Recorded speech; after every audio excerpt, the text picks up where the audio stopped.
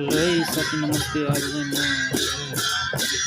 राईहरूमा किराँती समुदायको महान चाडपर्व हेर्नका लागि टोटीखाल पुगेको छु र त्यहाँ चाहिँ राईनीहरू चाहिँ मजाले नाचेको छ है। उनीहरूको झिली झ्याम्टा के बजाउँदै राईनीहरू यस्तो राईनीहरू छन्। यति राम्रो गरी नाचेको छ कि होइन, कुरै नगरौँ। पुरा टोटीखाल हल्लाइरहेछ।